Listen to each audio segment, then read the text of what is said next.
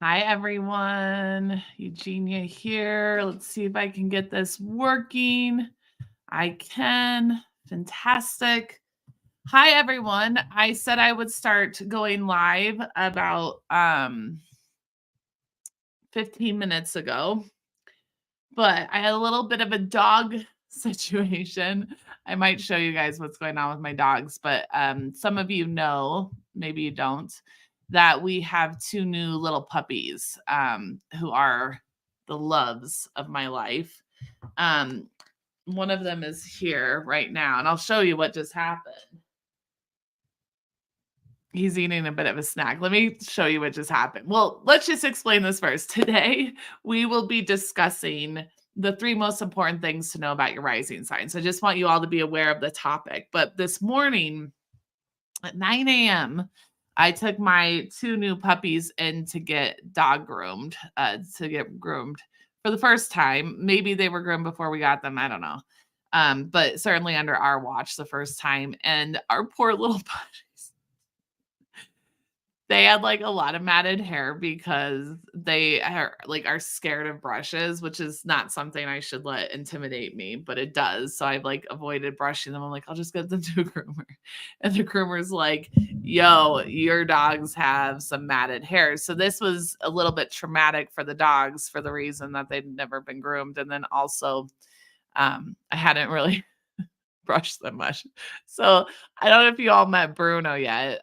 Tark is still at the groomer with our other girl, Rhea. So we went in at 9 and it's 2:00, 2:15, and there's still one of them still at the groomer. Let me just show you. Okay, this is adorable. Okay, I'm gonna put you on camera for just 1 minute, my love, and then I'm gonna let you sleep and rest, okay? So we used to have a really furry dog, and now we have this like not furry dog. Oh my god, they had to cut all of his hair off, all of his hair. He's still the absolute love of my life, no doubt. But he is about this much hair shorter. He had a lot of hair. But our girl is also getting all her hair cut off. So this is why I'm late, but you can see why I'm late for this little guy. I don't want him to ever feel sad or uncomfortable. So I had to be there with him. Say hi. Say hi, my love. Anyway, I'm gonna put him to bed now. Hopefully he'll take a little nap. He's gotta be tired after the whole ordeal. Look, he got that too in that, okay? Um, he's probably a bit tuckered out from the whole thing. I know I am. Anywho, all right. Well, we are not here to talk about my dogs, although if that was a possibility, I might do that. If you guys were interested in me talking about my dogs this whole time, I would seriously be up for that. So, but I don't think you are. So, we're going to change topics to what I think you're interested in, which I think is astrology. So, that's what we're here to do today. We're here to discuss the three most important elements of the rising sign. I had no time to get ready for this live, but I did have time to think about this, like really sit down and get into my heart about the three most important things of the rising sign. So before we get started, those of you who are watching live, I'd love to know what's your rising sign? What is your rising sign? And I love hearing about your dogs. Oh, yeah, you guys. Ooh, just a little piece of astrology, and I don't want to be this astrologer, but I'm going to. I'm in a sixth house year, the house of animals, right? My progressed moon is in my sixth house. I'm all about animals right now. Like my whole soul is going to these animals. A Libra rising, Capricorn rising, Taurus, Cancer, Scorpio. Great, awesome. Gemini, Taurus, awesome. Aquarius, great. Okay, Sagittarius, awesome. So we've got the gamut. Sagittarius times 2, nice. So okay, so I am going to discuss the top 3 things I think that are the most important about your rising sign. Of course, this is part of an 8-day Sagittarius rising.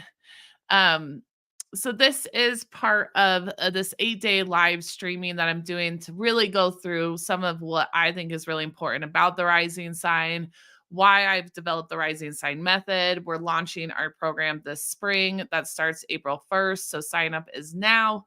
If you are interested in joining us, it's a program where it's a 12-week course. You learn all about what is the first house and then what is Sagittarius in your first house, right? Let's say you're Sagittarius rising. What is the second house? What does Capricorn in your second house mean? And it goes all the way through. So you get 13 lectures on basic houses from my perspective, which I think is very original. And then you get a whole set of 12 lectures on your chart and every single house in your chart and what that means. So we're going to talk a little bit about rulership and whatnot today, and the importance of the rising sign. And so you get all of that. Plus, you meet with me 2 to 3 times a month. We meet together. So we meet in your rising sign group, say your Sagittarius rising. We meet with the other Sagittarius risings. We meet with the other mutable risings. We meet with the other fire risings. And I go through the astrology of every month based on your rising sign as well. So these are all things to take into consideration. If you are at all interested in joining us for this spring session, it is starting on the 1st. What's your rising? Lexi said Eugenia's is Gemini rising. I'm pretty sure it sure is. I am definitely Gemini rising. Yes, Gemini rising. Okay, I just lost you guys on my screen. Where did you go? Am I still even here? Oh my God, I lost you. Oh, here we are. Okay. That was intense. All right. So let me just do something here. As you know, I'm doing this a little bit funny today because I had the dog situation. So let me just do something here. Let's see. Okay, and then I want to go here.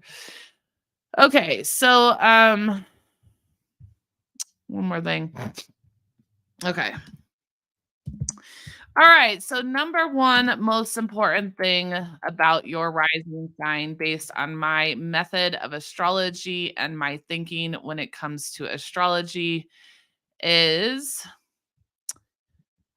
your rising sign has more to do with the people who cared for you growing up than it does about you. Okay, now this is like counter to popular belief. This is counter to collective culture around astrology, all those different things. But based on 15 years of research now and being very much in the field of astrology all day, every day for 15 years, counseling clients all these years, I don't really see the rising sign as your identity at all. Do you have characteristics that are your rising sign? Yes. So for example, I'm a Gemini rising. So when I talk like my husband, we use our hands. I have dog hair everywhere. So we're very like hand expressive. Okay. We're like, yo, this and this and that. And we're like, I've got so much to say. Hey, listen to me. We talk a lot. In our Gemini rising group, it's very unusual to hear silence. So Gemini, if we think about communication and talking, hi bud, do you want to come sit with me? I think he's a little traumatized, so I might have to put him in my lap. He's like a different dog. It's crazy. I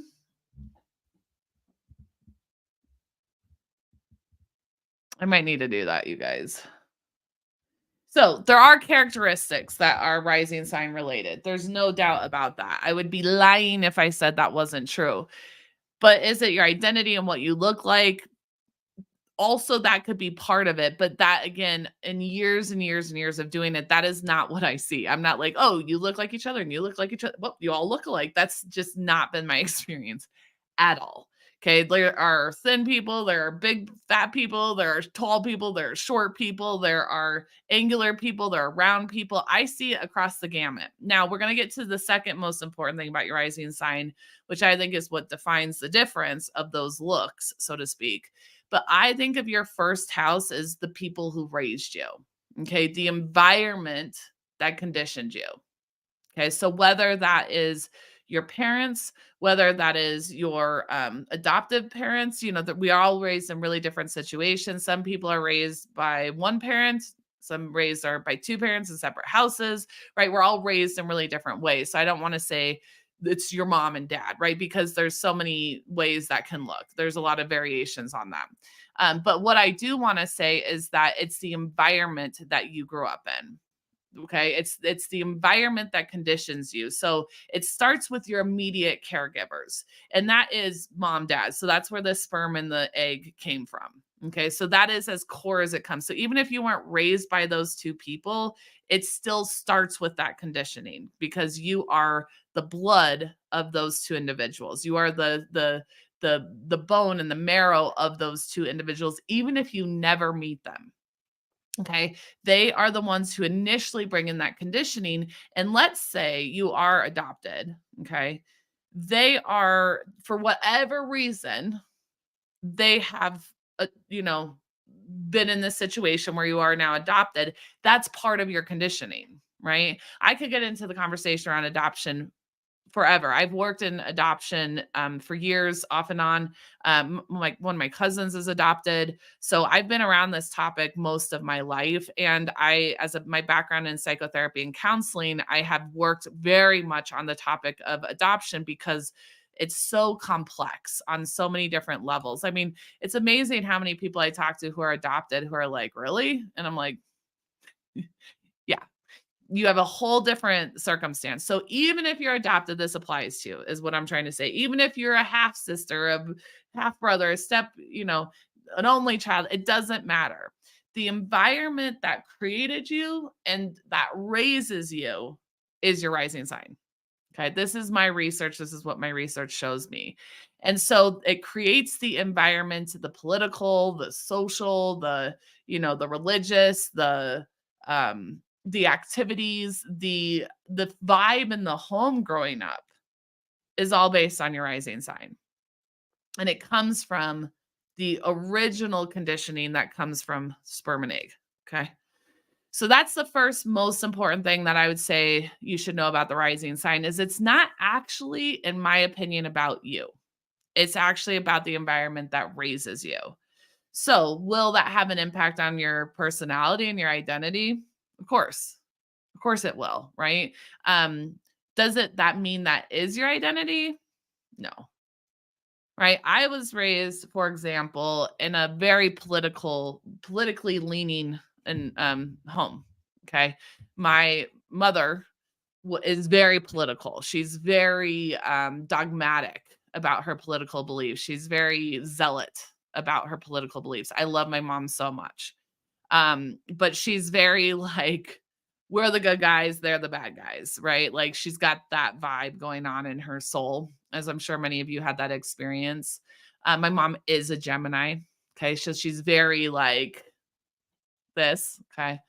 Um, in fact, you can start looking at this in your own family charts. So just as an example, my mom is a Gemini with an Aquarius rising. I'm a Gemini rising with an Aquarius sun. My grandmother was an Aquarius. I don't know her rising. My grandma had a Scorpio moon. My mom had a Scorpio moon. I have a Taurus moon. My other grandmother had a Taurus moon. So you can start to see how these genetic patterns repeat. It's one of the most mind-blowing parts about astrology is family astrology. That includes adoption. That's like the craziest thing. When I was kind of getting into this field, I initially I'm like, there's no way this is real. Like, I don't believe it. I need to see it to believe it person. I'm definitely not like a woo-woo person at all. I'm not into like I'll burn sage, but I don't know if I'm like into it. Like I have crystals on my desk, but only because my husband gave them to me. I'm just not really that person. Like I have essential oils because they smell good. I don't necessarily know or think they cure you of anything. I'm very allopathic in my thinking, actually. I'm very rigid and old school in my thinking. And so when I was getting into astrology for years, I was like, this is bullshit. It has to be, right? Until what really pushed me over the edge. I'm gonna hold you, baby. I'm gonna sit with you now, okay? We're gonna hang out together. I don't want you to not be in my lap right now, okay? Oh shit. Um, hold on, guys. Come here, boo boo. Come here, love of my life. Come here, sweetie. Come here. Come. Come. Come. Come here. Oh, oh, yes, my love. My love. So, when I was getting into all of this, I was just not a believer. I don't think that's an uncommon story. I actually think it's a fairly common story with people. Let me do this real quick. Hold on, everyone. Plans have changed. Usually my dog is in his safe little crate where he can chill out, but he's a little clingy after the events of today. My Bruno.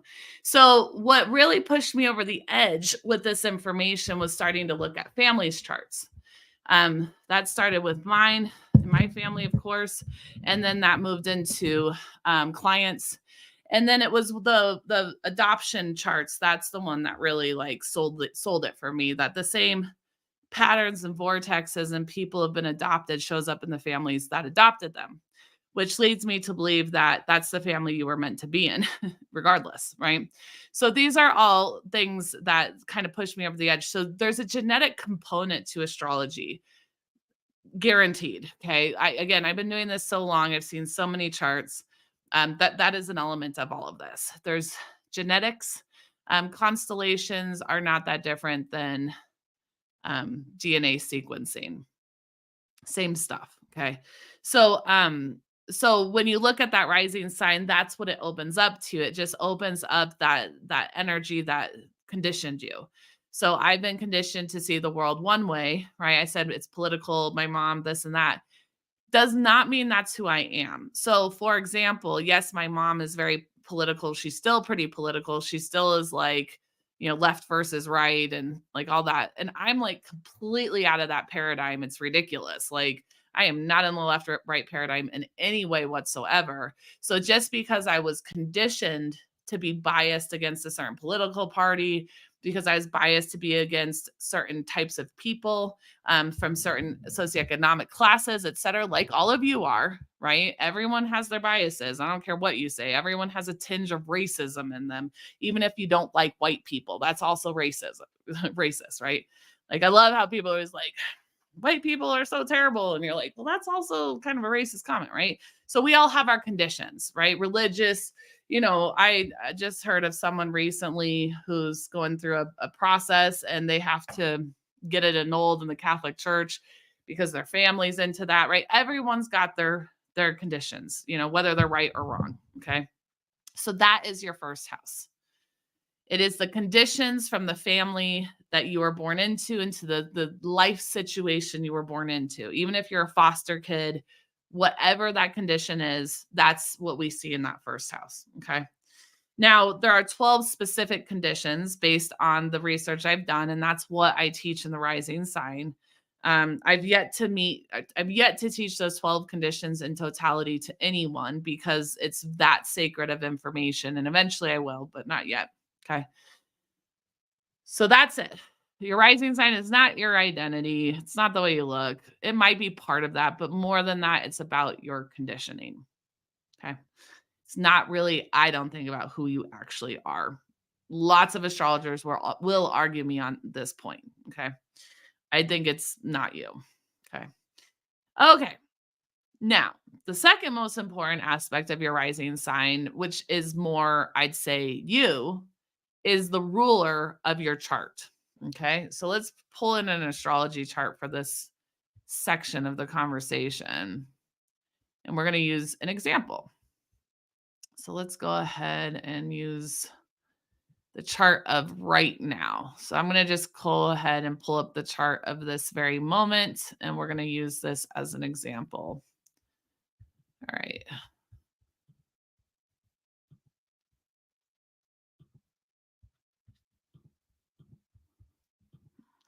Okay. All right. So what we see here is,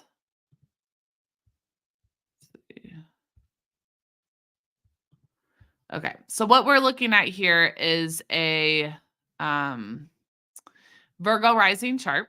Okay. So, what we want to know is rulership becomes very, very, very important in this rising sign method, but it also just becomes very important in astrology. So, again, one of the things that you also get in my curriculum is you get 98 lessons on basic introductions to astrology. So, I go through rulership, traditional versus modern.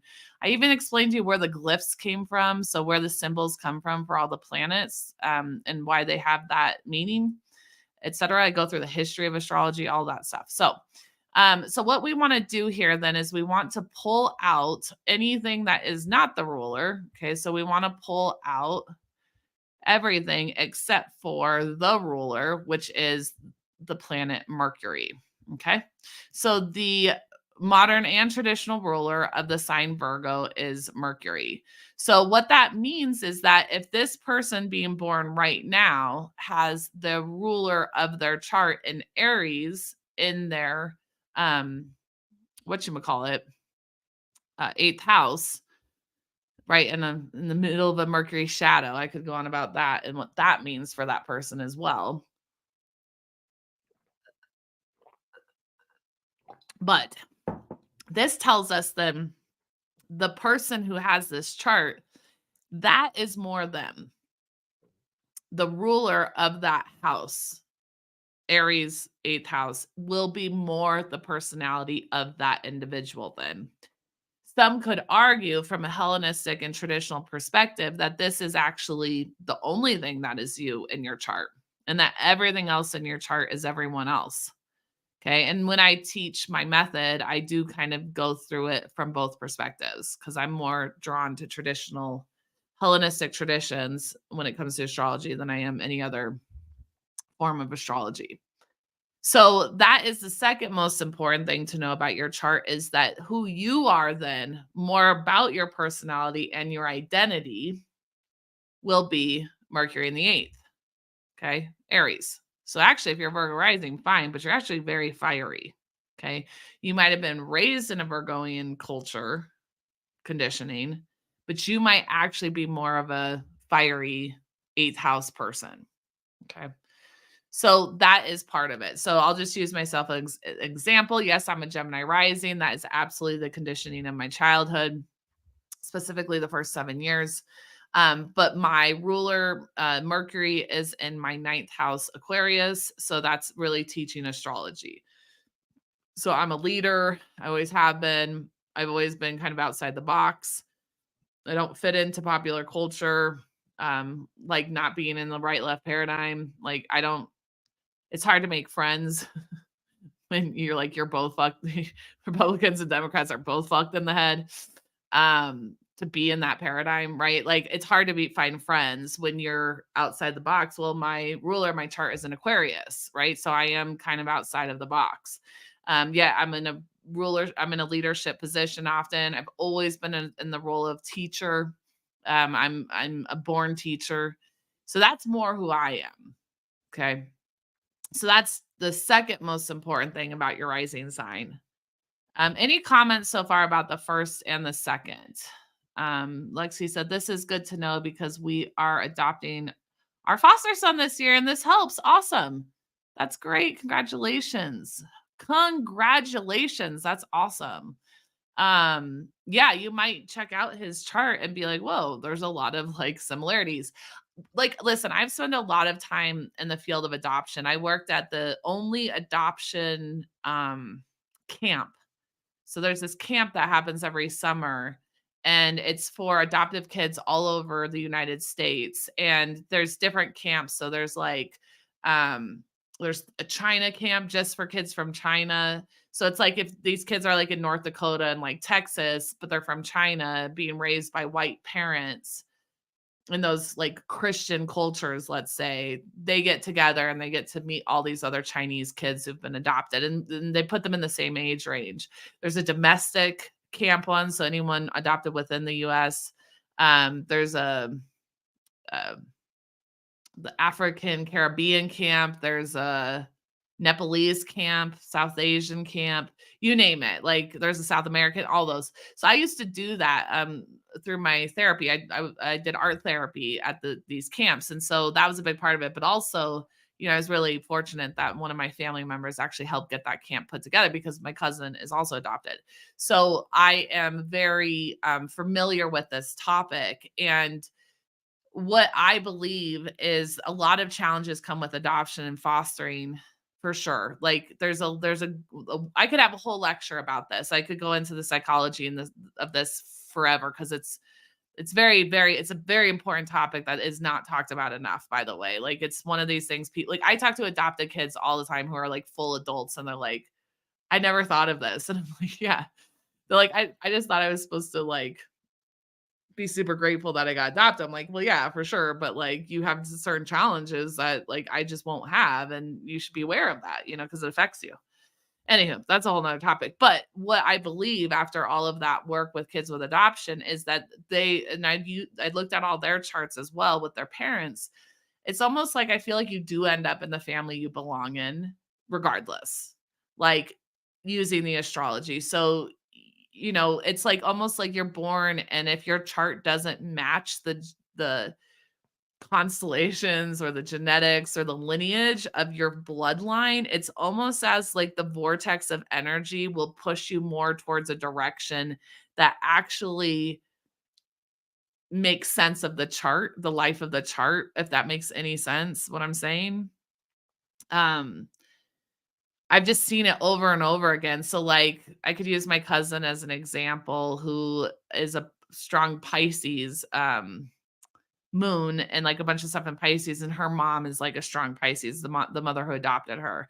So there's like that, right? So like off the top of my head. So those themes repeat over and over again. So congratulations, Lexi. I think it is such an honorable thing to adopt and to foster, and um that's just amazing, and congratulations. And I'm sure your charts match up. He's got an Aries moon like me. Both sides of family have mostly Aries Leo moon. So the fire is strong within both my family sides. Yeah, totally. That kind of thing. I'm sure there's other elements too. Okay, cool. Sorry, I don't know why I'm talking so much about adoption today, but I just think because, we're talking about identity right now, right? We're talking about the rising sign. So your identity mostly comes from your bloodline, right? It comes from your genetics. Like I don't identify as a black person because I'm not a black person. I identify as a brown person because I'm not a brown person. I identify as a tall white woman with brown hair.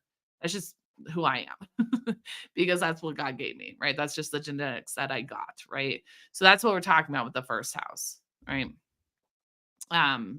So I guess that's why I'm thinking about adoption, because if you're raised in a culture, you can even think about it with immigration. Like, my husband was an immigrant in Britain. He's Egyptian. And so that was a weird identity situation, right? I guess we're talking about Aries, North Node identity stuff too with the eclipses. But like, what's your identity? And now he's like American. So like my husband's like, I don't really know what I am anymore. So like there's a lot of confusion around identity and all, obviously Chiron return, Chiron's in Aries. I could have a whole nother lecture about that, but anyway, I'm getting all over the place. But we are talking about rising signs, so I guess we're talking about identity. Someone said here, I have a 29-degree Pisces rising. Would that mean I have 3 chart rulers? No, that means you have, well, you have 2. So that's a great question because there are a couple of signs that have a modern ruler and a traditional ruler. Okay. So the signs that have modern rulers and traditional rulers is Pisces, has a Neptune, Jupiter ruler, Scorpio, Mars and Pluto, Aquarius, Uranus and Saturn. And I think that's it off the top of my head. Yeah, that's it. So yes, you do have 2 rulers. You have a modern and a traditional if you're a Pisces rising, but no, you do not have 3. Um, Now you might be looking at a different house system and feel like you have 2 signs in your first house, but I do whole sign house astrology. That's the foundation of my rising sign method. I did a whole video on that. You can look at it on my YouTube channel to find that out. How do you find your ruler again? You just need to know ruler, the planet that's ruling each sign. Again, I have all of this information in my program starting April 1st to know exactly where that rulership is. But I'm sure you can find that pretty easily if you Google it or ChatGPT it too. Okay. So any other questions about that point one and point two? So point one, most important thing about your rising sign, it's not really your identity, it's your conditioning from your lineage or from the family environment that you grew up in. Two, what is really about you and your personality more so and more your identity is the ruler of your chart and where that is. Okay. The third most important thing about your rising sign um, is hold on. I know this. I have this whole list in my head, but the dogs threw me today. Oh God, what was it? Um, oh my God, that's so crazy. I literally the whole time the dogs were getting groomed, I had the whole lecture like in my head because I couldn't prepare for it because I was with the dogs all morning. Oh my God. I don't remember what the third point was. That is embarrassing. Give me 1 second to figure this out. Oh, okay. The third most important thing about the rising sign, sorry about that, is then what is in your first house will identify the different characters of your story. Okay. Now, this one gets a little bit more complicated, but some people have like 8 planets in their or 8 entities, whatever, nodes, moons, things like that, not always planets, in their first house, right? So that starts to talk to more about not, I don't see that again really as you. I see that more as the people in your life, okay, that conditioned you, okay? So it's those characters in that first house are more about the characters in your life. Now, we'd have to use some examples and what that would look like. And that's different for every single person. Like myself, I have nothing in my first house. It doesn't mean there weren't characters in my home growing up. There absolutely were. But it talks about real specific influences of the people who conditioned you specifically.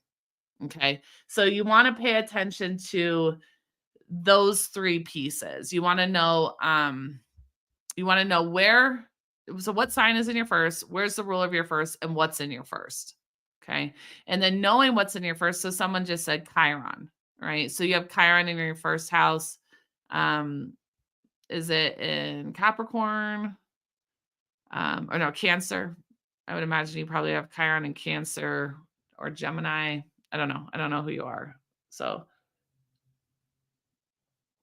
that impacts things, which sign it's in. But yeah, that means that there might be Pluto in the first house. Yeah. Yeah. Go ahead and write all the things that are in your first house. I have Chiron, Pluto, and Lilith in my first house. Okay. Anyone else have anything in their first house? So Chiron is in Cancer, yeah. Figured. Mars conjunct the South Node, conjunct the ascendant in Aquarius. Right. Wow. I have a lot to say about that. So, yeah, so you can see that there's gonna be conjunct, Neptune conjunct Sagittarius rising, also Jupiter Uranus conjunct in your, um wait, hold on. You have wow, okay, so you have Neptune conjunct your ascendant, but you also had Uranus, Jupiter. So what? I'm assuming you were born in 1983. Cool chart. I love that. That's very cool. So right. So when you have those planets in there, and again, I go through your specific story in these programs. We can look into your specific chart, your specific rising sign. But those are going to be more about characters. Okay. So it's again, it's partly about you. 83. Yep. By the way, I have this weird thing. You can tell me like any astrology transit, like from the last, I don't know, 100 years, maybe 80, and I can tell you the date. It's very strange. That's how many charts I read. It's nuts. Like this is just locked into my brain at this point. Um, Side Chiron is not quite there, but part of fortune is there. Yeah. So, and I don't know if part of fortune or any of those parts would be considered these entities. Maybe. I don't know. I think that's a bit of a different deal. It's not as much of a characteristic as maybe planets are. But so these planets then that fall into your first house really, really give me a lot of information about the dynamic characters and energies that were also happening in your environment growing up. Okay. And those characters and how their strong conditioning has left an imprint on you and how to work with it, right? So again, I don't really think that you are your first house. I don't really think you are your rising sign. I really think that it's everyone else. So, again, speaking about rulership, of course, this is very, very important for all of astrology. We go through that in all of your charts in the rising sign method. So we go through every single house, we go through rulership, where it is, and how it makes you unique. I talked about that yesterday in yesterday's live, I think, where or maybe the live before that, where I have Mars and Venus in my 10th house. So that makes my eclipse season unique to me versus my other Gemini rising buddies who might have Mars and Venus in, like, I don't know, their 7th and 1st, or like 6th, or whatever, 3rd and 2nd, whatever it is, right? So that is what always makes us unique is rulership. And I go through that in this course. So this is it in summary. The three top most important things about your rising sign, in my opinion, is your rising sign is the environment that conditions you. It's not your identity from my perspective. The ruler of your first house of your rising sign is more your personality and who you are. And the planets and entities, or elements rather, in your first house are really specific then to the characters that influence your conditioning as a child. Okay. It talks about them specifically. One of the things that happens when I'm reading charts for people is I can pretty much pull up a chart and I know, like, the conversations that were being had in your family home, right? The energies that were going on in your family home. I have this other weird trick, by the way. I have a lot of weird tricks in astrology because I've been doing this so long, for so, like, constantly. I can basically pinpoint where on the globe you're from as well. That's a side trick I have, but I've figured out how to look into a chart and really find out your genetics by looking into your chart. Like, um, you know, are you Sicilian? Are you, all that stuff? Like, I can see that pretty clearly because that's another element of conditioning that we can find in your chart as well. Not so much about the rising sign, but this is an element of your chart that talks more about your genetic conditioning. So your lineage, right? Because I'm really into the whole lineage thing because I am the makeup of my lineage. Like, I was just in the groomer with this lovely dog sitting on my lap right now who is passed out. Oh, my poor puppy. It was so hard for him. Took 3 hours. He's like 15 pounds. Um Anyway, so the groomer was grooming him, right? And she's been doing this since she was like like literally a little kid, this groomer. Like, her mom was like one of the, like, people who started the Grooming Association of America or something like that.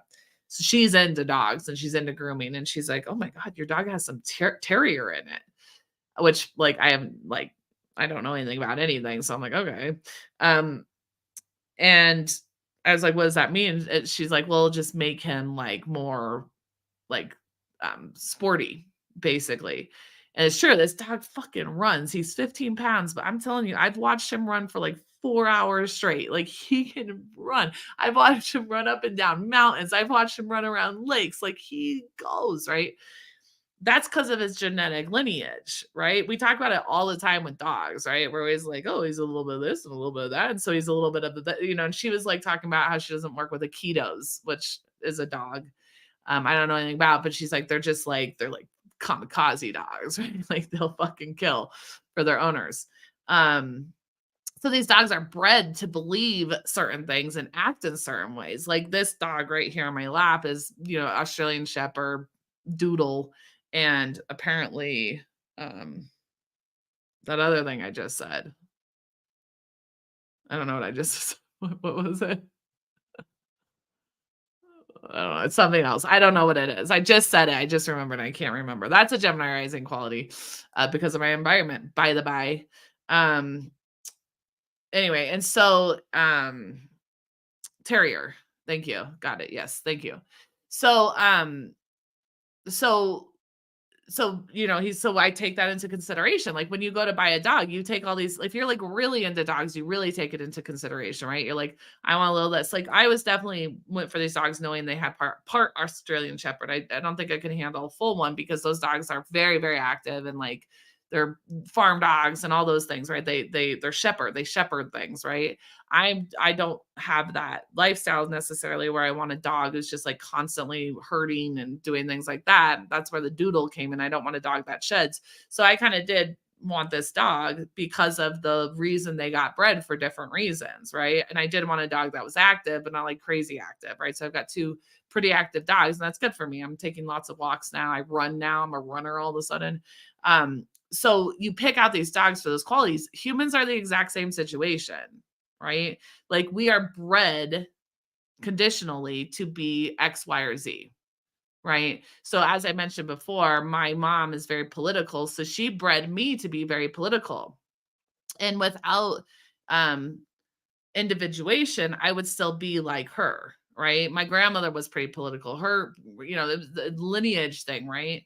Um, uh, my grandmother was an astrologer. My aunt was an astrologer. I'm sure my great grandmother was an astrologer. So lineage matters, conditioning matters in terms of who you are, but it doesn't mean it's who you are in essence, right? The essence of who you are, that's what, really makes us humans unique is that we get to break out of condition. We get to individuate and become this unique, authentic bird that we really are. And again, you really got to look at the ruler of your chart to find out kind of more about what that is. You'll get a lot of information about who you uniquely are based on that ruler than almost anything else in your chart in a lot of ways. A lot of your chart, I'd say in general, is your conditioning. A lot of it. But when you know your conditioning, you're like, "Oh, well, I've been conditioned to be a terrier, a shepherd, and a doodle. But today I'm gonna act a little bit like a, um, husky." In the case of my little puppy here today, he acted a little bit like a scared little girl. Bless him. Anyway. So, those are my points for the most important things about the rising sign. Any questions about this at all, or any questions about the program that's launching April 1st? We got a few of the groups that are starting to fill up. So once we get these groups filled, we will shut down the program. I can only bring in so many people at a time because I want to give you individual support. I've done a few little giveaways the last 2 days. So the first day I gave away one free reading for the first person who signed up. Yesterday I gave away a free membership to someone. So if you signed up, you got a free membership to give to a friend, family member, whoever. And today I'm going to be offering 50% off to the person who signs up first today at the full price. I'll give you 50% off. So I'll give you a refund of 50% if you've been watching this and you want to purchase that. I'm going to give you that little deal. So these are little giveaways I'm giving every day, whatever. I don't know, something fun to do.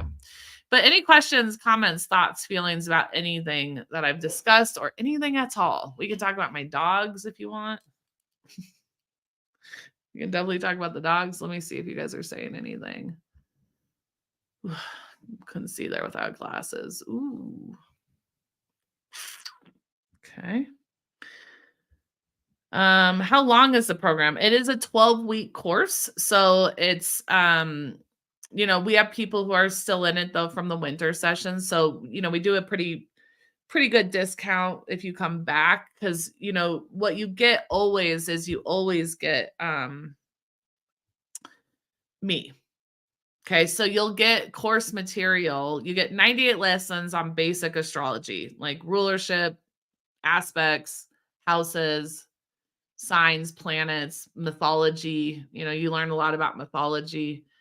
But then you get 13 courses on houses specifically, and then 12 courses on your chart specifically. And then I meet with you either 2 to 3 times a month. So during that 12 weeks, it's a 3-month process. You get to meet with me, yeah, 2 to 3 times each of those months. You get to meet your rising sign. And we have our own private app as well. So we have our own private app where you can communicate with each other, connect with each other. I'm very big on confidentiality. It's pretty crazy. I'm even on YouTube doing this shit because this is not my jam. But I need people to know what I do because otherwise I have this wonderful information to help people and people will never know about it. So yeah, so we got a private community, private app, our very own app, like nobody, it's ours. Um, and you've got communities you can within that 12 weeks then connect with people outside of your rising sign too. We have community conversations about like living off grid to dream interpretation to human design to animals, things to laugh about. The one thing we don't talk about in our community is politics because I'm not into that shit. As a member of this group, it has been life changing. Ah, thanks, Michelle. That's awesome. Thank you for saying that. Yeah, it's pretty crazy, you guys. I hear this all the time. That this information changes people's lives. It's totally changed my life figuring all this out. What if one of your rulers is in the first house? Scorpio rising with Pluto in my first house. Is that still representative of my personality? Yeah. Yes. Again, I'm more of a traditional ruler person, so I don't take that as seriously around your personality, but yes, that's impactful. That yes, you have a strong scorpionic conditioning and then also similarly a personality. Great question, by the way. So that second point, your rising's ruler is more like you. Could you rephrase or make an example of that again? So I'll use myself as an example about that. Again, so I'm a Gemini rising, which is way more my mom. Okay. Don't get me wrong. I was raised by the woman. I lived inside her womb. I am very like Gemini-esque, right? Because I was conditioned by her. So I am very like, can talk to anybody, very like, I have a lot to say. I use my hands, da, da, da. But who I am essentially at the end of the day, oh, come here, love. Oh, look at this cute. I love you so much. It's so insane. Oh, this dog, dude, just he does it. He just makes me so happy. Um, so yes, that's my conditioning, but I'm not a Gemini. Okay. That's not essentially who I am. I'm not that at all. I was not born in the spring. I was born in the fucking winter. Right? I'm an Aquarius, right? So I am actually more essentially Aquarius. Now, the ruler of my chart is an Aquarius specifically. So I'm an Aquarius sun, but I'm also the ruler of my house or my chart is an Aquarius. So I'm more Aquarian. I'm way more Aquarian than my mom. So my mom, for example, who's Gemini, where I'd say my Gemini rising conditioning comes from, okay? She can talk gossip all day long. Dude, she Googles everything. She's just this like she's like the queen of Trivial Pursuit. Whenever we'd play games as kids, that's what she would play because she just has a ton of fucking information in her head that doesn't necessarily have a lot of weight to it. She knows just like weird, random little facts. Not a bad thing, not a good thing, just who she is. She could gossip till the cows come home. Like one of the things that happens if I talk to her on the phone, she'll be like, well, my friend Jill's grandson is dating this girl and this girl's mom is in the porn industry and she lives in this house in Los Angeles and she just sold her house to this person who works for Hewlett Packard and by the time we're like 8 degrees removed from anybody I've ever met in my entire life, right? I'm Aquarius, you will never hear me talk like that. That is not who I am. If it doesn't have a big impact on consciousness, if it's not a very meaningful conversation that has some kind of perspective changing way to look at the world, I'm not into it. So just because I'm a Gemini rising does not make me Gemini at all. But again, people will argue with me on this. There are many astrologers who think you are totally your rising sign. I just don't. I haven't seen that with any of my clients either at all. Um, Makes sense. It's making sense. Cool. Your regarding your Gemini rising, I got told to look to where the ruler is Mercury and then do your AC ruler. Yeah, that's basically what we're talking about right now. Just Jill. What? Yeah. Okay. Yeah. Any other questions, comments, thoughts, feelings? And again, if you like my style of teaching, and who I am, like that's where you're gonna find me is in my app. I've been doing this 15 years, and I'm sure many of you here have never even heard of me because I'm an Aquarius. I like to stay in the background. I don't really love putting myself out there in this way. But if you do like it, that's where you're going to find me to really answer all these questions for you in these groups. So that information should be go to accessibleastrology.com. We're signing up for April now. That's what's going on. So any last minute questions, comments, thoughts, feelings, concerns, anything like that? All right, then. Well, what I'm going to go ahead and do is get going since I'm not seeing any questions come in. I'm going to go put this little puppy to bed because he's had a rough day getting groomed. And yeah, and I'm going to go keep working on content for the Rising Sign Method group. So check it out. And thank you all for being here today. It's been absolutely delightful to connect with you all who have been here. Thanks for being here with me. And I will be back tomorrow. That is March 28th at, I believe, 7 p.m. Mountain Standard Time. And the topic for tomorrow is, let's see, it is, the Saturn Jupiter square 2024 and how that affects you based on your rising sign. So that's going to be more specific about what's going on. Oh, a rough day for him indeed. Cute. That's cute. Thanks. I have Aquarius rising day chart, Sun and Scorpio stellium. Do you use whole sign house system? Yes, I use whole sign house system. Yep. I definitely use that one. And I have a whole video on my YouTube channel about why I use whole sign house system and why I couldn't do what I do without it. So check that out. Okay, everyone, much love to all of you, and I will catch you on the flip side. I'll see you tomorrow, if not sooner. Enrollment starts now. Program starts April 1st. I will see you all there. Okay, bye.